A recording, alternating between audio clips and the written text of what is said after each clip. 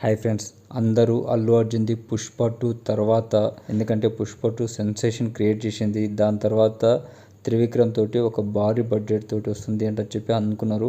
కానీ ఇప్పుడు వచ్చే సినిమా త్రివిక్రమ్ తోటి కాకుండా అట్లీ తోటి వస్తుంది. త్రివిక్రమ్ తోటి కాకుండా తమిళ దర్శకుడు అట్లీ తోటి ఎందుకు వస్తుంది, త్రివిక్రమ్ తోటి ఎందుకు వస్తలేదు, అండ్ ఈ సినిమాని ఎప్పుడు ప్రకటించబోతున్నారు, ఆ సినిమా స్టోరీ లైన్ గురించి కొంచెం మాట్లాడుకుందాము. దాంతోపాటు ఈ సినిమాకి కళ్ళు పైర్లుగా అమ్మే రెమ్యునరేషన్ తీసుకుంటున్నాడు, దాని గురించి కూడా ఎంత తీసుకుంటున్నాడు అనేది మనం ఈ వీడియోలో మాట్లాడుకుందాము.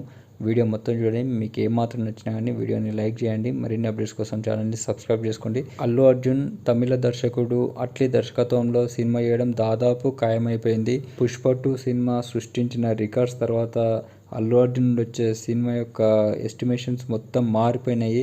యాక్చువల్గా అయితే త్రివిక్రమ్ నుండి నెక్స్ట్ మూవీ రావాలి, కానీ త్రివిక్రమ్ తోటి వచ్చే సినిమా భారీ బడ్జెట్ తోటి వస్తుంది. ఇంకోటి అది మైథాలజికల్ స్టోరీకి కనెక్ట్ అవ్వడంతో ఆ ప్రీ ప్రొడక్షన్ పనులకే చాలా టైం పడేటట్టు ఉంది.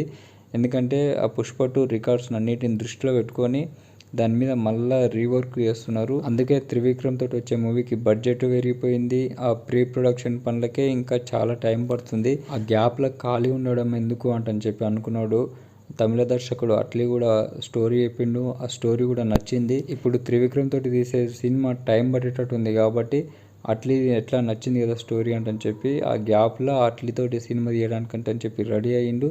ఆ సినిమాకి సంబంధించిన కంప్లీట్ డీటెయిల్స్ ఇప్పుడు ఏప్రిల్ 8న అల్లు అర్జున్ బర్త్డే ఉంది, ఆ రోజున అనౌన్స్ చేస్తారు అంటని చెప్పి టాక్ వస్తుంది. అయితే అట్లీతోటి వచ్చే సినిమాకి సంబంధించిన లైన్ కూడా బయటకు వచ్చింది. ఆ రూమర్స్ ప్రకారం ఏంటంటే దీంట్లో అల్లు అర్జున్ హీరో కమ్ విలన్గా చేస్తున్నాడు, ద్విపాత్ర అభినయం చేయబోతున్నాడు అని తెలుస్తుంది. అంటే అటు హీరోగా ఇటు విలన్గా 2 పాత్రలు చేసి రచ్చ చేస్తాడని తెలుస్తుంది. ఇక ఈ సినిమాకి సంబంధించి అల్లు అర్జున్ తీసుకుంటున్న రెమ్యునరేషన్ గురించి మాట్లాడుకుంటే 175 కోట్ల రెమ్యునరేషన్ తీసుకుంటున్నాడు. ప్లస్ రెమ్యునరేషన్తో పాటు లాభంలో 20% వాటా కూడా తీసుకోబోతున్నాడు అంటని చెప్పి టాక్ వినిపిస్తుంది. మరి దీనికి నిజం ఎంత అనేది తెలియాలి, రాను తెలుస్తుంది. ఇది ఫ్రెండ్స్, అల్లు అర్జున్ వచ్చే నెక్స్ట్ మూవీలో అల్లు అర్జున్ ద్విపాత్ర అభినయం చేస్తున్నాడు. ఒకటి నెగిటివ్గా ఒకటి పాజిటివ్గా చేస్తున్నాడు. అతని మీద అతనే యుద్ధం ప్రకటించుకొని మరి ఎంత రచ్చ చేస్తాడు అనేది మనం చూద్దాము.